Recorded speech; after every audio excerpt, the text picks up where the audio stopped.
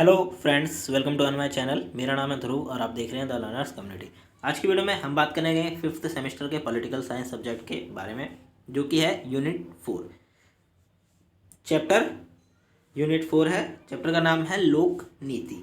इसके बारे में आज की वीडियो में बात करेंगे। काफ़ी ज़्यादा इंपॉर्टेंट चैप्टर है आपके एग्जाम्स के नज़रिए से। इस चैप्टर से कम एक क्वेश्चन आपका मेन, और अगर साथ में आए तो एक क्वेश्चन आपका टिप्पणी से रिलेटेड आता ही आता है। तो इसके बारे में आज की वीडियो में बात करेंगे। चलिए वीडियो को शुरू करते हैं। और अगर अभी तक आपने हमारा चैनल सब्सक्राइब नहीं किया तो प्लीज़ चैनल को सब्सक्राइब करो और वीडियो पूरा देखिए, काफ़ी इंपॉर्टेंट वीडियो है आपके लिए। तो यहाँ पे लोक नीति से क्या तात्पर्य है? ये जो लोक नीति शब्द है, इससे क्या तात्पर्य है? आधुनिक शासन व्यवस्था में लोक नीति का विशेष महत्व है। मतलब वर्तमान में जो भी शासन व्यवस्था चल रही है उसमें लोक नीति का एक अलग ही महत्व है। यह लोक कल्याण अथवा लोक मंगल की उच्च भावनाओं पर आधारित है। लोक नीति किस पर आधारित है?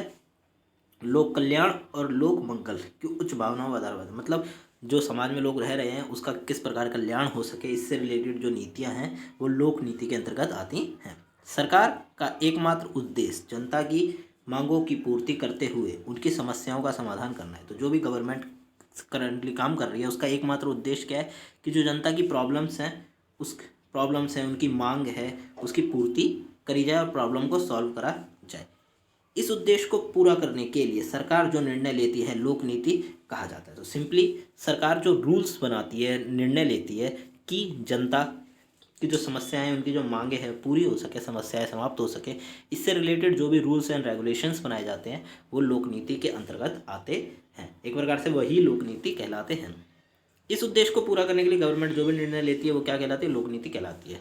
वास्तव में नीति एक प्रकार के नियोजन का नाम है जो प्रबंधकों को योजना बनाने, कानूनी पहलू के अनुरूप कार्य करने तथा वंचित उद्देश्यों को प्राप्त करने में सहायता करती है। तो यहाँ पे आप बताएगा कि जो नीति है, वास्तव में जो नीति है वो एक प्रकार का नियोजन का नाम है। मतलब नियोजित कार्य, पहले से ही नियोजित करके किसी कार्य को करा जाता है तो नियोजन कहलाता है। ठीक है, तो नियोजन का नाम है जो प्रबंधक, जो व्यक्ति उस चीज़ का प्रबंधन कर रहा है, पूरी तरह से मैनेज कर रहा है, जो प्रबंधक को योजना बनाने, जो मैनेजमेंट का व्यक्ति है उसको योजना बनाने, कानूनी पहलू के अनुरूप कार्य करने तथा ऐसे उद्देश्य जो कि वंचित हैं, वंचित का मतलब जिनको अभी तक हमने पहचाना नहीं है या फिर हमें उसे प्राप्त करना है, तो ऐसे उद्देश्यों के प्राप्त करने के लिए सहायता करती है। इसके पीछे कानूनी स्वीकृति होती है जो सभी नागरिकों पर बाध्यकारी होती है। ठीक है, जो भी लोक नीति बनाई जाती है उसके पीछे कानून की स्वीकृति होती है। मतलब गवर्नमेंट उसके पीछे, मतलब एक प्रकार से आप कह सकते हैं कि गवर्नमेंट का ही उसमें हाथ है। ठीक है, दूसरा बाध्यकारी होती है। प्रत्येक नागरिक को वो मान्य होती है और प्रत्येक नागरिक पर क्या होती है? बाध्य होती है। नीति निर्धारण सरकार का एक महत्वपूर्ण कार्य है। ठीक है, नीति का निर्धारण करना, नीति का निर्माण करना, ये किसका? गवर्नमेंट का एक महत्वपूर्ण काम है। लोक नीतियाँ सरकारी निकायों एवं सरकारी अधिकारियों द्वारा विकसित की जाती हैं। तो लोक नीतियाँ जो हैं, मतलब लोक नीति या नीतियाँ जो है वो सरकारी निकायों एवं सरकारी अधिकारियों द्वारा विकसित की जाती है। सरकारी अधिकारी मिलकर इस लोक नीति का निर्माण करते हैं, परंतु गैर सरकारी लोग तथा एजेंसियां उन्हें प्रभावित कर सकती हैं। तो क्या होता है कि जो भी लोक नीति बनाई गई है उसे कौन प्रभावित कर सकता है? गैर सरकारी लोग और ऐसी एजेंसियां जो कि एनजीओस के तौर पर काम करती हैं। ठीक है, वो क्या कर सकती हैं? लोक नीति या फिर किसी भी नीति को प्रभावित कर सकती हैं। लोक नीतियों का संबंध किसी विशेष प्रश्न पर निश्चित समय के भीतर की गई कार्यवाही से होता है। ठीक है, तो लोक नीति का संबंध इस चीज़ से भी है कि कोई विशेष प्रश्न है, कोई आप कह सकते हैं विशेष क्वेश्चन है। ठीक है, विशेष क्वेश्चन पर निश्चित कोई एक लिमिटेड समय के भी अंतर एक कार्यवाही करना, उस क्वेश्चन पे कार्यवाही करना किसके अंतर्गत आता है? लोक नीति के संबंध के अंतर्गत आता है। साधारण शब्दों में एक नीति की परिभाषा नियमों का समूह जिन्हें निर्धारित वंचित उद्देश्यों को प्राप्त करने के लिए प्रयोग में लाया जाता है। तो जो आप कह सकते हैं नीति की परिभाषा क्या है? ये नियमों का एक ग्रुप है जिसको क्यों उपयोग में लाया जाता है? ताकि निर्धारित वंचित उद्देश्य, ऐसे उद्देश्य जिसको हमने निर्धारित किया है परंतु अभी हम उसे पा नहीं सके हैं, तो उन उद्देश्यों को प्राप्त करने के लिए नीति का प्रयोग किया जाता है। अब आगे बढ़े। थॉमस आर डाई का कहना है कि लोक नीति वह है जो कुछ भी सरकार करना या ना करना के लिए चुनती है। ठीक है, तो यहाँ पे हम परिभाषाओं की बात कर रहे हैं। थॉमस आर डाई के अनुसार कहते हैं कि लोक नीति वह है जो कुछ भी सरकार करने या ना करने के लिए चुनती है। सरकार जो भी करना चाहती है या ना करना चाहती है वो सब लोक नीति है। डेविड ईस्टन ने लोक नीति को पूरे समाज के लिए मूल्य के आधिकारिक आवंटन के रूप में परिभाषित किया है। तो डेविड ईस्टन बताते हैं कि जो लोक नीति है वो पूरे समाज के लिए मूल्य का आधिकारिक आवंटन है। जो मूल्य है उसका आधिकारिक आवंटन से मतलब कि आधिकारिक रूप में उसे बांटा गया है। विलियम जेनकिंस के अनुसार लोक नीति एक राजनीतिक अभिनेता या अभिनेताओं के समूह द्वारा लक्ष्य को चयन और उसे निर्दिष्ट स्थापित करने के साधनों के विषय में लिया गए परस्पर संबंध निर्णय का एक सेट है, जहां उन निर्णयों को सैद्धांतिक रूप से उन अभिनेताओं को प्राप्त करने की शक्ति के अंतर्गत होना चाहिए। ठीक है, तो विलियम जेकिंस क्या बताते हैं कि लोक नीति क्या है? राजनीतिक अभिनेता, मतलब राजनीतिक पार्टी में जो भी अभिनेता या फिर अभिनेताओं का ग्रुप है उसके द्वारा चयन और निर्देशित स्थिति में प्राप्त किए गए साधनों को लिए गए परस्पर संबंध। ठीक है, मतलब राजनेताओं और अभिनेताओं और अभिनेता के द्वारा लिए गए आप कह सकते हैं निर्णय हैं, जो कि किसी भी एक उद्देश्य को प्राप्त करने या फिर कई सारे उद्देश्य को प्राप्त करने के लिए जो निर्णय लिए जाते हैं वो क्या कहलाते हैं? लोक नीति कहलाती है। हैरोल्ड लासवेल और अब्राहम कॉपलान ने लोकनीति को लक्ष्यों, मूल्यों और प्रथाओं के एक अनुमानित कार्यक्रम के रूप में परिभाषित किया है। ठीक है, तो हैरोल्ड लॉसवेल बताते हैं और उनके साथ एक और हैं अब्राहम, तो वो कहते हैं कि जो लोक नीति को लक्ष्य, मूल्य और प्रथाओं के एक अनुमानित कार्यक्रम के रूप में बताया, मतलब अनुमान का कार्यक्रम है। ठीक है, उसके आधार पर इसे रखा गया है। तो इसमें से आप कोई सी भी 2 या 1 याद कर लीजिए, आप एग्जाम्स में उत्तर लिखेंगे, इतना काफ़ी है। उपरोक्त परिभाषा जो ऊपर लिखी गई हैं से यह स्पष्ट हो जाता है कि लोक नीतियाँ सरकार द्वारा पूर्व निर्धारित लक्ष्यों को प्राप्त करने के लिए लिए गए निर्णय हैं। तो लोक नीति क्या है? सरकार के द्वारा पूर्व निर्धारित लक्ष्य, ऐसे लक्ष्य जो कि गवर्नमेंट ने पहले ही निर्धारित कर लिए, उनको प्राप्त करने के लिए लोक नीति को एज ए निर्णय के रूप में लिया जाता है, जिसमें उचित नियोजन और कार्यवाही की एक सुनियोजित कार्यप्रणाली शामिल है। जिसमें क्या है? उचित नियोजन, सही प्रकार से नियोजन करना, और कार्यवाही की एक सुनियोजित कार्यप्रणाली, मतलब अब किस प्रकार से हम कार्य करेंगे इसके बारे में भी उसमें बताया गया है। परिभाषाएं यह भी स्पष्ट करती हैं कि लोक नीति विभिन्न हितधारक जैसे सरकारी संस्थाएं, कार्यकारी विधायिका, न्यायपालिका, नौकरशाही, विभिन्न संघों, दबाव समूह, नागरिक समाज एवं निजी और अंतर्राष्ट्रीय संगठनों के बीच अच्छी तरह से समन्वित संबंध और सार्थक बातचीत की एक उत्पाद भी है। ठीक है, तो लोक नीति क्या है? एक प्रकार से लोक नीति ये भी बताती है कि जो हितधारक हैं, जैसे कि जिनका हित है इसके अंतर्गत, इस लोक नीति के अंतर्गत जिन लोगों का हित है, जैसे कि सरकारी संस्थाएं, कार्यकारी विधायिका, न्यायपालिका, नौकरशाही, ठीक है, जनता, विभिन्न संघ हो गए, दबाव समूह हो गए, इन सब का हित है। तो ये एक प्रकार से क्या है?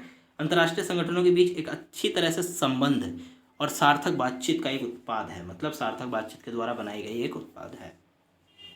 लोकनीति के प्रकार की बात करें, लोकनीति विभिन्न प्रकार की होती है, मुख्यतः इनके प्रकारों का भेद अलग अलग मुद्दों पर आधारित होता है। लोकनीति का जो आधार है लोकनीति का जो प्रकार है वो अलग अलग मुद्दों के अकॉर्डिंग होता है। अब इसकी बात करें, तात्विक अथवा सारगत नीतियाँ। तात्विक नीतियों का विकास समाज की आवश्यकता अनुसार होता है। ठीक है, तात्विक नीतियाँ जो होती हैं उनका आप कह सकते हैं विकास या फिर कब बनती हैं, वो जब समाज में उनकी आवश्यकता होती है। इन नीतियों का सूत्रकरण संविधान के स्वरूप को ध्यान में रखते हुए समाज आर्थिक कठिनाइयों एवं समाज की भौतिक मांगों को ध्यान में रखते होता है। ठीक है, तो जो तात्विक जो नीतियाँ हैं, ये नीतियाँ कब बनाई जाती हैं? जब इनकी आवश्यकता होती है, पहली बात तो समाज में। दूसरा, इन नीतियों को संविधान को ध्यान में रखकर बनाया जाता है, रखते हुए सामाजिक आर्थिक कठिनाइयाँ और समाज की नैतिक मांगों को ध्यान में रख के बनाया जाता है। ये नीतियाँ किसी वर्ग विशेष से संबंधित ना होकर पूरे समाज के हुए विकास से संबंधित है। तो जो तात्विक नीतियाँ हैं, आप कह सकते हैं, ये नीति किसी एक पर्टिकुलर वर्ग से रिलेट नहीं करती हैं, ये पूरे के पूरे समाज से जुड़ी होती हैं और समाज के लिए काम करती हैं। शिक्षा का प्रबंधन एवं रोजगार के अवसर, आर्थिक स्थिरीकरण, विधि और व्यवस्था बनाए रखना आदि इसके प्रमाण हैं। ठीक है, शिक्षा का प्रबंधन से क्या तात्पर्य है कि शिक्षा, समाज में शिक्षा किस प्रकार दी जाएगी, तो ये तो है नहीं कि किसी एक पर्टिकुलर आप कह सकते हो वर्ग को ही शिक्षा दी जा रही है, नहीं है। रोजगार के अवसर सभी लोगों को मिलते हैं, चाहे वो किसी भी वर्ग से हो। आर्थिक स्थिरीकरण सबके लिए होता है। विधि एवं व्यवस्था बनाए रखने आदि इसके क्या है, प्रमाण हैं। फिर आता है नियंत्रक नीतियाँ।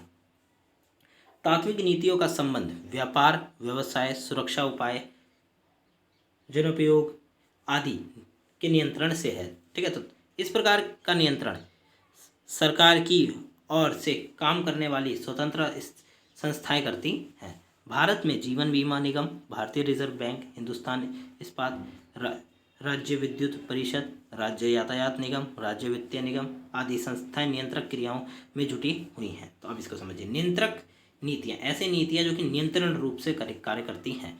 इसमें आता है व्यापार भी आता है, व्यवसाय, सुरक्षा उपाय, जनोपयोग आदि का क्या होता है, नियंत्रण के तौर पर इस पर काम किया जाता है। इस प्रकार का नियंत्रण सरकार की ओर से काम करने वाली संस्थाएं करती हैं। मतलब सरकार की तरफ से, मतलब पूरी तरह सरकार इससे नहीं जुड़ी होती, मतलब सरकार की तरफ से कुछ संस्थाएं बना दी जाती हैं। ठीक है, ये संस्थाएं क्या करती है, इसके तौर पर काम करती हैं। जैसे कि भारत में जीवन बीमा विभाग हो गया, रिजर्व बैंक हो गया, हिंदुस्तान इस्पात, राज्य विद्युत परिषद क्या करता है, राज्य में विद्युत का प्रदान करता है। साथ में ये नियंत्रण रहता है उसी चीज़ पे, विद्युत के क्षेत्र में नियंत्रण होता है राज्य विद्युत परिषद का।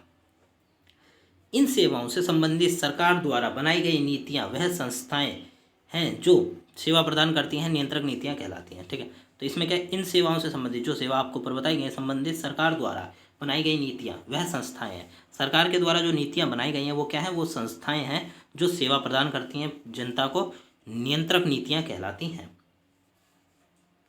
वितरक नीतियां संपूर्ण समाज के लिए ना होकर केवल समाज के विशिष्ट वर्गों के लिए होती है। देखिए, जो हमने तात्विक बात करी, तात्विक नीतियां वो समाज के किसी एक वर्ग के लिए नहीं परंतु पूरे समाज के लिए है, और वितरक जो नीतियां हैं वो समाज के एक पर्टिकुलर वर्ग के लिए है। ये माल के अनुदान के क्षेत्र में, लोक कल्याण अथवा स्वास्थ्य सेवाओं आदि के क्षेत्र में हो सकती है। तो ये क्या है, ये माल के अनुदान के क्षेत्र में, लोक कल्याण अथवा स्वास्थ्य के क्षेत्र में भी हो सकती है। जैसे प्रौढ़ शिक्षा कार्यक्रम, खाद्य सहायता, बालवाड़ी पेशाहार, इंदिरा महिला योजना, टीका शिविर इत्यादि। अब देखिए, जो टीका शिविर इत्यादि है इसके अंतर्गत क्या होता है, एक लिमिटेड एज रखी जाती है, इसी एज के लोग आके टीका लगवा सकते हैं। दूसरा, खाद्य सहायता ये तो नहीं है कि समाज में हर किसी को दी जाती है। ज़्यादातर आपने देखा होगा जो लोग ब्लू पॉवर्टी लाइन होते हैं, बीपीएल, उनको मिलती है, या फिर जो उससे ऊपर होते हैं, परंतु हर किसी व्यक्ति को खाद्य सुरक्षा नहीं दी जाती। ठीक है, इसी प्रकार पुण्य वितरक नीति, इनका संबंध नीतियों के पुण्य व्यवस्था से है। तो जो पुण्य वितरक नीति है इसका संबंध किससे है, नीतियों के पुण्य व्यवस्था, दोबारा से व्यवस्था से है, जो मूल सामाजिक और आर्थिक परिवर्तन लाने से संबंधित होती है। ऐसी नीतियां जो कि सामाजिक और आर्थिक परिवर्तन लाने से संबंधित हैं, उनका पुण्य व्यवस्था करना इस नीति के अंतर्गत आता है। कुछ कल्याण सेवाओं एवं सार्वजनिक माल का वितरण समाज के विशिष्ट वर्ग से बेमेल है। ठीक है, कुछ कल्याण जो सेवाएं हैं आप कह सकते हैं समाज के लिए जो अच्छी सेवाएं हैं, एवं सार्वजनिक माल का वितरण समाज के कुछ विशिष्ट वर्ग से बेमेल है, मतलब मेल ही नहीं खाता। अंततः ऐसी सेवाएं एवं माल को पुण्य वितरक नीतियों द्वारा सीमित किया जाता है। मतलब एक लिमिटेशंस लगा दी जाती हैं कि हाँ भाई इतने ही लोगों को ये सुविधाएं मिलेंगी, इतने लोगों को नहीं मिलेंगी। ठीक है, तो इस प्रकार फिर आती है पूंजीकरण नीतियाँ। पूंजीकरण नीतियों के अंतर्गत राज्य एवं स्थानीय सरकार को यूनियन सरकार द्वारा आर्थिक सहायता प्राप्त होती है, और यदि आवश्यकता हो तो यह सहायता अन्य महत्वपूर्ण क्षेत्रों में भी प्रदान की जा सकती है। ठीक है, तो पूंजीकरण नीतियों से क्या तात्पर्य है कि राज्य एवं स्थानीय सरकार जिस भी राज्य को ये सेवा मिल रही है, या फिर जिस भी स्थानीय सरकार को ये सेवा मिल रही है, उसको यूनियन सरकार के द्वारा आर्थिक सहायता, मतलब धन से रिलेटेड सहायता प्रदान की जाती है। ठीक है, यदि आवश्यकता पड़ी तो अन्य जो क्षेत्र हैं महत्वपूर्ण क्षेत्र, उनमें भी ये सहायता दी जाती है। लोकनीति का महत्व क्या है, लोकनीति के महत्व के बारे में बात करें। लोकनीति को किसी भी राजनीतिक व्यवस्था के लिए महत्वपूर्ण तत्व माना जाता है। ठीक है, कोई भी राजनीतिक व्यवस्था ले लीजिए, किसी भी देश की राजनीतिक व्यवस्था ले लीजिए, उसमें जो लोकनीति है वो एक इम्पॉर्टेंट पार्ट है। इसका क्या कारण है, इसका एक महत्वपूर्ण कारण ये भी है क्योंकि लोक नीति बनाई जाती है जनता के विकास के लिए, जनता के अच्छे जीवन के लिए।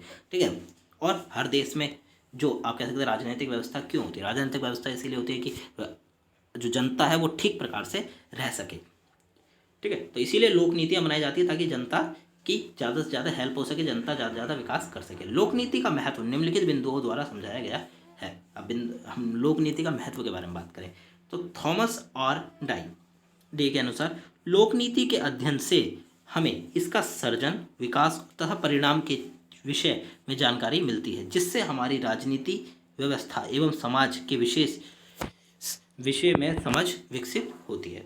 थॉमस आर डाई बताते हैं कि लोक नीति के अध्ययन, जब हम लोक नीति का अध्ययन करते हैं, उस लोक नीति के क्षेत्र में सिंपली जब हम पढ़ाई करते हैं तो हमें क्या पता चलता है, इसके सर्जन किस प्रकार इसका निर्माण हुआ, किस प्रकार इसका विकास हुआ और इसके क्या परिणाम निकले। इस क्षेत्र में हमें अच्छी खासी जानकारी प्राप्त होती है, जिससे हमारी राजनीतिक व्यवस्था, जो भी व्यक्ति लोक नीति क्षेत्र में अपनी पढ़ाई कर रहा है उसको राजनीतिक व्यवस्था की अच्छी खासी जानकारी हो जाएगी। वह समाज के कुछ विषयों के बारे में भी उसको अच्छी खासी जानकारी प्राप्त होती है।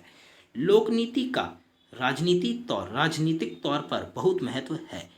किसी राज्य के लक्ष्य प्राप्ति के लिए लोक नीति एक महत्वपूर्ण योगदान करती है, ठीक है।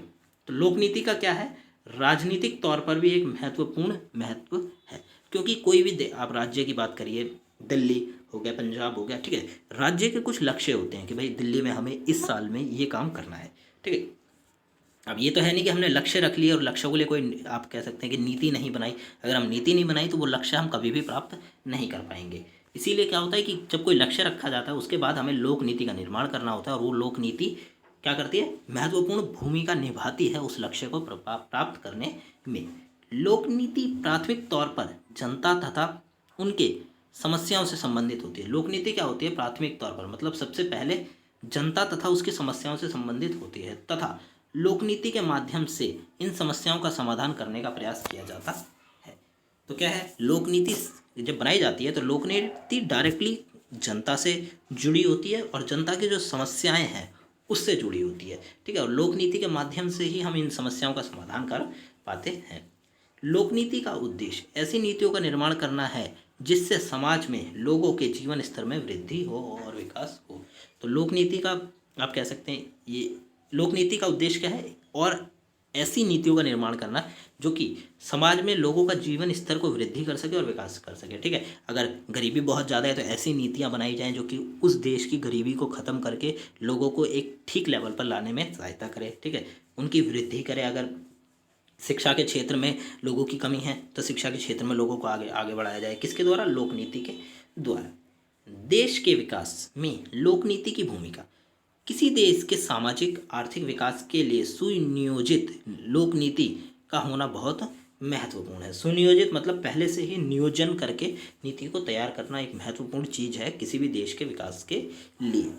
अब बात करें लोक नीति निर्माण पर प्रभावित होने वाले तत्व, ऐसे तत्व जो कि लोक नीति का निर्माण करते हैं तो वो प्रभावित होते हैं। निम्नलिखित घटकों का प्रभाव नीति निर्माण पर देखा गया है, ठीक है। नीति निर्माण, लोक नीति निर्माण आप कह सकते हैं थोड़ा मिलता जुलता ही टॉपिक है।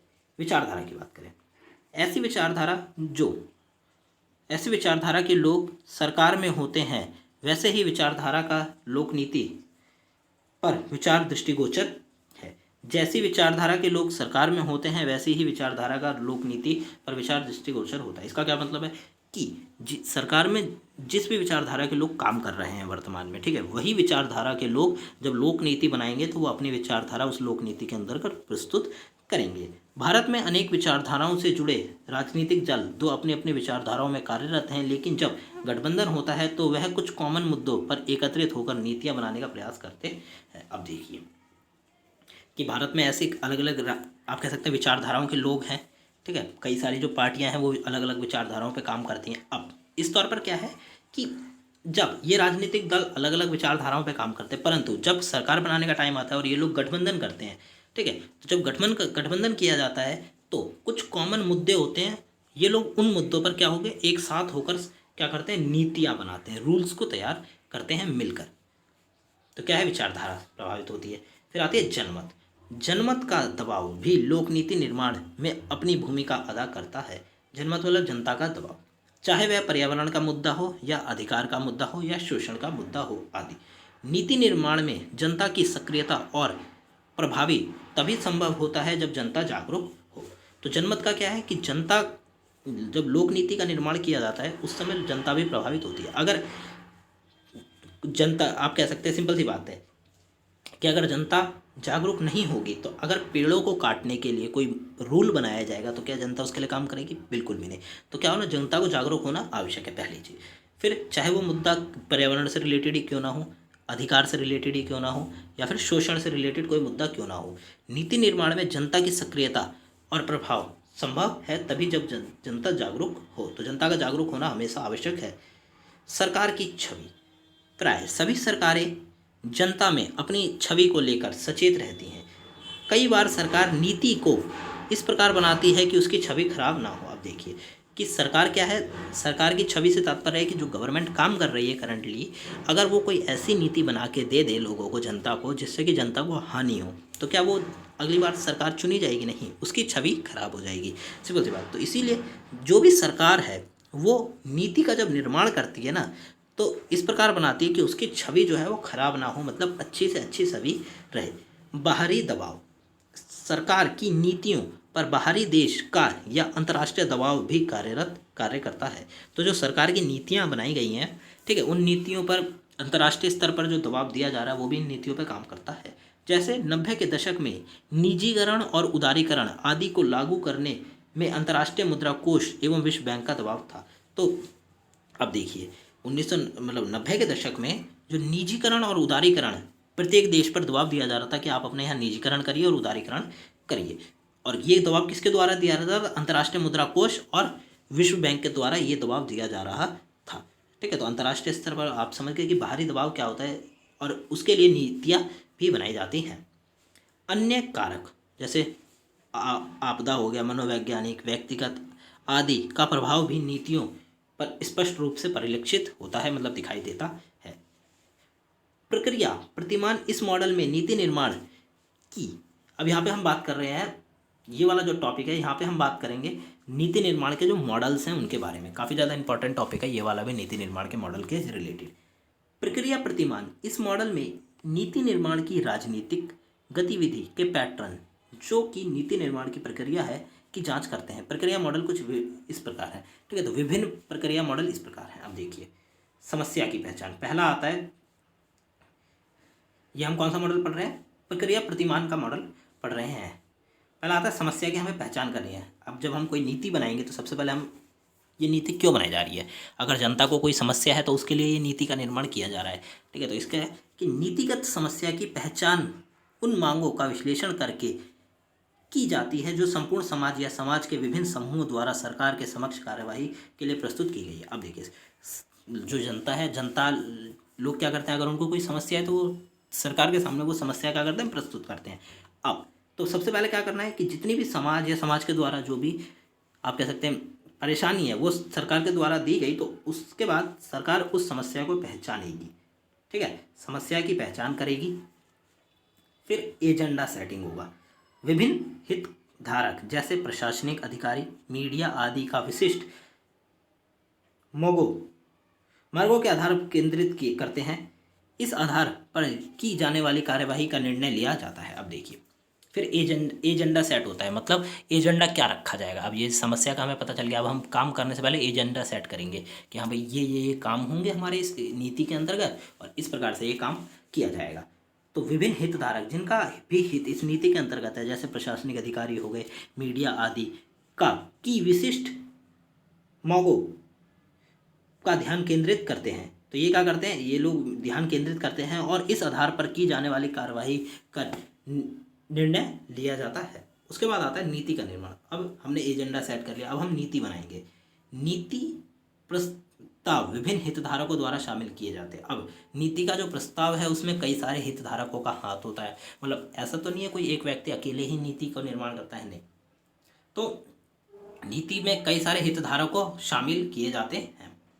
फिर आता है नीति निर्धारण। समस्या से निपटने के लिए कार्यवाही का एक विशिष्ट रूप चुना जाता है और विधायिका, कार्यकारी और प्रशासनिक प्रणाली के माध्यम से उसे लागू किया जाता है। अब जो भी समस्या जनता को है जिसके लिए ये नीति बनाई गई है, तो समस्या से निपटने के लिए कार्यवाही का एक विशिष्ट रूप चुना जाता है, मतलब किस प्रकार से कार्यवाही की जाएगी इसका एक विशिष्ट रूप चुना जाता है। और फिर विधायिका, कार्यकारी और प्रशासनिक प्रणाली के माध्यम से ये जो कार्यवाही है इसे लागू किया जाता है और जो समस्या है उसको समाप्त किया जाता है। फिर होता है नीति का क्रियान्वयन। इस नीति को अब लोक अधिकारियों और सरकारी संस्थाओं के माध्यम से निष्पादित किया जाता है। मतलब अब नीति को लागू कर दिया गया। इसमें हम नीति का निर्धारण में क्या था कि हमने ये जान लिया कि समस्या क्या है, ठीक है। अब समस्या का निपटान किस प्रकार किया जाएगा इसके बारे में बात की गई थी नीति निर्धारण के अंतर्गत। और ये विधायिका, कार्यकारी और प्रशासनिक जो प्रणाली है इसके द्वारा इस नीति को लागू किया गया। नीति का क्रियान्वयन, अब नीति पे काम होगा। इस नीति को अब लोक अधिकारी और सरकारी संस्थाओं के माध्यम से निष्पादित किया जाता है। नीति मूल्यांकन, इस चरण में परिणाम और निहितार्थ का विश्लेषण किया जाता है। जो भी परिणाम निकले उसका विश्लेषण किया जाता है। सरकारी एजेंसियां खुद और मीडिया, थिंक टैंक, निजी परामर्शदात्री और नागरिक समाज जैसे विभिन्न अन्य अभिकर्ता, आम जनता नीतिगत परिणाम का मूल्यांकन करती है। अब इस नीति का क्या परिणाम निकला, ये जो नीति लाई गई है इसका क्या परिणाम निकला, इसके बारे में बात की जाती है। आम जनता बात करती है, ठीक है, मूल्यांकन करती है, ठीक है, मीडिया भी बात करती है, थिंक टैंक भी बात करते हैं, इस प्रकार के लोग इस पर बात करते हैं। अब आता है यह मॉडल संचारित तरीकों से नीति बनाने की विभिन्न गतिविधियों को समझाने के लिए लाभदायक है, संचारित तरीके से। अब आता है आपका नेक्स्ट संस्थागत मॉडल। इसकी बात करें, लोक नीति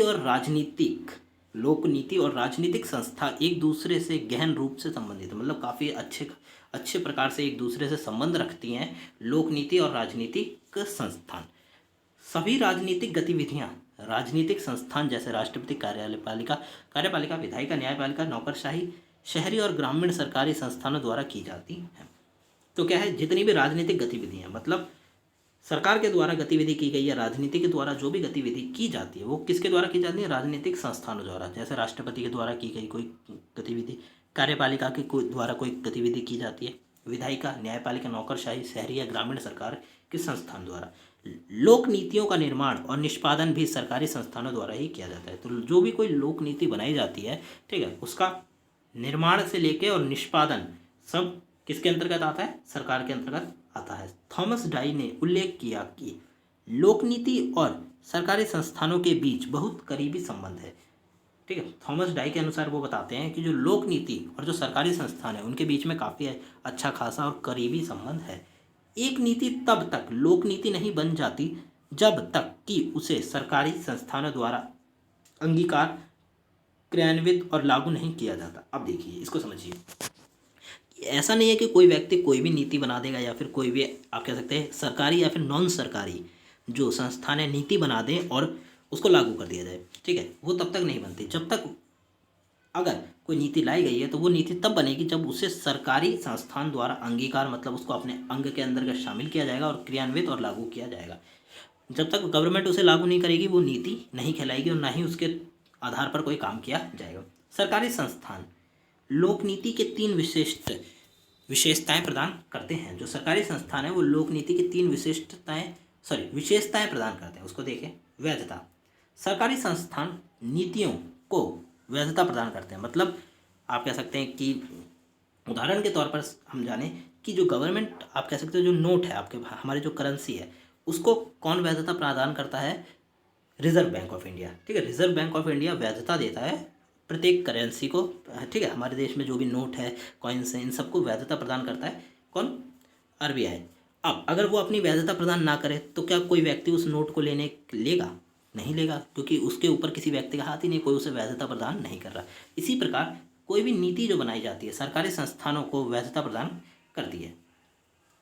सरकार की नीतियाँ कानूनी दायित्व बन जाती हैं और उनका नागरिकों को अनुपालन करना पड़ता है। जो भी सरकारी नीति है उसको वैधता प्रदान होने के बाद वो एक प्रकार से सरकारी नीति या कानूनी दायित्व बन गई, और जो भी नागरिक है उस देश का उसको इस नीति का अनुपालन करना होगा, मतलब उस नीति को मानना होगा। सरकारी संस्थागत गतिविधियों के माध्यम से कानूनी वैधता को मंजूरी दी जाती है, ठीक है। सरकारी जो संस्थान है उसकी गतिविधियों के माध्यम से जो कानून की वैधता है उस नीति को दी जाती है। सार्वभौमिकता, सरकारी संस्थान एकमात्र और कानूनी संस्थान हैं जिनके माध्यम से सरकार की नीतियां समाज के सभी लोगों के लिए विस्तृत होती हैं। तो जो सरकार के द्वारा संस्थान बनाए गए हैं, वैसा नहीं है कि सरकार खुद ही नीति बनाने लग जाती, नहीं, सरकार ने कुछ संस्थानों का निर्माण कर रखा है, वो संस्थान नीति बनाते हैं, सरकार के सामने प्रस्तुत करते हैं। अगर सरकार उसे वैधता प्रदान कर देती है तो वो नीति क्या बन जाती है, कानून बन जाती है, अदरवाइज वो नीति ही रह जाती है। तो सरकारी संस्थान एकमात्र और कानूनी संस्थान है जिनके माध्यम से क्या होता है, सरकार की नीतियां समाज के सभी लोगों तक विस्तृत होती है। बल प्रयोग, सरकार उन लोगों के खिलाफ आधिकारिक बल का उपयोग कर सकती है जो नीतियों और सरकारी नियमों का पालन नहीं करते। ठीक है, अब जो गवर्नमेंट है वो उन लोगों के खिलाफ बल का प्रयोग कर सकती है जो भी लोग उस नीति का पालन नहीं करते जो कि गवर्नमेंट ने बनाई है। जैसे कि अगर आपने गवर्नमेंट के जो ट्रैफिक रूल्स हैं, अगर आप लोग रूल्स को फॉलो नहीं करते हैं तो क्या होता है, आपके ऊपर बल प्रयोग किया जाता है, आपका चालान भी काट दिया जाता है। ठीक है, आपकी गाड़ी भी जब्त कर ली जा सकती है। तो क्या है, सरकार ने कुछ रूल्स बना रखे हैं, हम लोग अगर उन रूल्स को फॉलो करेंगे तो क्या होगा, हम बल प्रयोग से बचे रहेंगे। अगर हमने उन रूल्स को तोड़ा तो हमारे ऊपर बल प्रयोग किया जा सकता है। केवल सरकार के पास उल्लंघनकर्ताओं के खिलाफ बल प्रयोग करने का वैध अधिकार है। अब दूसरा, सिर्फ गवर्नमेंट ही है जो कि हमारे ऊपर बल का प्रयोग कर सकती है अगर हमने उनके रूल्स को तोड़ा है। अब जैसे कि मैं अगर कोई रूल्स तोड़ता हूँ तो आपको कोई अधिकार नहीं है जब तक कि आप सरकार में ना हो। ठीक है, आपको कोई अधिकार नहीं है कि आप मेरे को क्या कर सको, बल प्रयोग कर सको अगर मैं आपका कोई रूल तोड़ता हूँ। ठीक है, जब तक कि सरकार उस पर काम ना करे। तो अब लोक नीति निर्माण का तर्कसंगत मॉडल की बात करें। लोक नीति निर्माण का तर्कसंगत मॉडल क्या है? थॉमस डाइक ने उल्लेख किया कि एक तर्कसंगत नीति वह है जो अधिकतम सामाजिक लाभ हासिल करती है। तो तर्कसंगत नीति क्या है? वह है जो अधिकतम सामाजिक लाभ हासिल करे, मतलब समाज का ज़्यादा से ज़्यादा लाभ हासिल करे, वह क्या है, तर्कसंगत नीति है। अर्थात सरकार को समाज के लिए ऐसी नीतियों का चयन करना चाहिए जो लागत से कहीं अधिक लाभ प्रदान करती हों और सरकारों को लाभ से अधिक लागत वाली नीतियों से बचना चाहिए। तो इस प्रकार समझिए कि गवर्नमेंट को इस प्रकार की नीतियां बनानी चाहिए जो कि समाज को ज़्यादा से ज़्यादा लाभ प्रदान करें, ना कि उसके ऊपर ज़्यादा से ज़्यादा लागत लगाई जाए। यह मॉडल कुछ सिद्धांतों पर काम करता है जिनका नीति निर्माताओं को पालन करना चाहिए। अब जो भी नीति निर्माता, जो भी लोग व्यक्ति नीति का निर्माण कर रहे हैं, उनको इन चीज़ों का फॉलो करना चाहिए। नीति निर्माता को सामाजिक मूल्य प्राथमिकताओं का सही ज्ञान होना चाहिए। जो भी व्यक्ति नीति का निर्माण कर रहा है उसको सामाजिक मूल्यों का अच्छा ज्ञान होना चाहिए, प्राथमिकता उसको पता होनी चाहिए। नीति निर्माता को विशिष्ट समस्या को हल करने के सभी संभावित विकल्पों को जानना चाहिए। अब जो भी व्यक्ति नीति का निर्माण कर रहा है, सपोज करिए कि अगर हम बात करें यहाँ पे दिल्ली में, एक उदाहरण के तौर पर चलते हैं कि दिल्ली में कोई पानी की कमी है। ठीक है, दिल्ली में पानी, अब इसके लिए अगर कोई नीति का निर्माण होगा तो सबसे पहले तो जो व्यक्ति नीति बना रहा है उसे उस समस्या के बारे में अच्छी खासी जानकारी हो। दूसरा, उस समस्या को किस प्रकार हल करना है इसके लिए भी उसके पास क्या हो, जानकारी हो और विकल्प होना चाहिए। नीति निर्माता को प्रत्येक कार्यवाही के संभावित परिणामों की कल्पना करनी चाहिए। जो भी व्यक्ति नीति बना रहा है, ठीक है, नीति बनाने के बाद जो भी कार्यवाही की जाएगी उसके क्या परिणाम निकलेंगे, इसका भी उसको अच्छी खासा ज्ञान होना चाहिए। नीति निर्माता को प्रत्येक नीति विकल्प के लागत लाभ विश्लेषण का पता होना चाहिए। अब देखिए, जो भी व्यक्ति नीति बना रहा है उसने जो भी नीति बनाई है, नीति विकल्प के लागत लाभ, मतलब क्या लाभ होगा इसका भी विश्लेषण होना चाहिए, क्या लागत लगेगी इसका विश्लेषण होना चाहिए। नीति निर्माता तर्क संगत होना चाहिए, मतलब उसके पास तर्क हो तभी वो एक अच्छी नीति बना पाएगा। तो क्या है, तर्क संगत होना चाहिए। जो मूल्य वरीयता और समाज की मांगों को जानता है और सबसे प्रभावी और कुशल विकल्प का चयन करना चाहिए। सबसे जो ऐसे विकल्पों को चुने, ऐसे ऑप्शंस को चुने जो कि सबसे ज़्यादा प्रभावी हो। ठीक है, अब हम बात करें, कोई भी उदाहरण ले लीजिए, जो हमने दिल्ली में पानी की कमी के बारे में उदाहरण लिया। अगर हमारे पास एक विकल्प है जो कि दिल्ली में पानी की कमी को सॉल्व कर देता है, ठीक है, कुछ समय के लिए, और एक विकल्प ऐसा है जो कि काफ़ी लंबे समय तक या फिर कह सकते हैं हमेशा के लिए दिल्ली की पानी की समस्या को सॉल्व कर देगा, तो वो जो टेम्पररी वाला आप कह सकते हैं सॉल्यूशन है, उसके स्तर पर हमें कौन सा जो परमानेंट सॉल्यूशन है उसको चुनना चाहिए। तो अच्छे से अच्छे विकल्प को और कुशल से कुशल विकल्प को चुनना चाहिए। किसके द्वारा? किसको? नीति निर्माता को, किसी भी नीति को निर्माण करते समय और किसी भी समस्या का समाधान करते समय। तो ये थे आपके कुछ पॉइंट्स जो कि हमने यूनिट 4 में बात करें हैं। ठीक है, लोक नीति के रिगार्डिंग आपका जो मॉडल है, मॉडल वाला क्वेश्चन जो है या पॉइंट जो है वो काफ़ी ज़्यादा इंपॉर्टेंट है, मॉडल से रिलेटेड पूछ लिया जाता है। बाकी अगर कोई भी इंपॉर्टेंट पॉइंट्स, अभी मैं क्वेश्चन पेपर्स के रिगार्डिंग आपको क्वेश्चन पेपर भी अपनी वेबसाइट पर क्वेश्चन के साथ साथ आंसर भी आपको अपलोडेड मिलेंगे हमारे वीडियो पे, तो आप हमारे चैनल के साथ जुड़े रहिए। ठीक है, तो ये हमने लोक नीति के बारे में जितने भी पॉइंट्स थे हमने कवर कर लिए। आपको वीडियो कैसी लगी आप हमें जरूर बताएं। वीडियो अच्छी लगी तो प्लीज़ वीडियो को लाइक करें, चैनल को सब्सक्राइब करें, जितना हो सके वीडियो को शेयर करें। डिस्क्रिप्शन बॉक्स में लिंक दिए गए हैं, हमारी वेबसाइट का लिंक दिया गया, टेलीग्राम का और इंस्टाग्राम का लिंक दिया गया, आप जाके वहाँ पर हमसे जुड़ सकते हैं। मिलते हैं अगली वीडियो में। Thanks for visiting on my channel guys.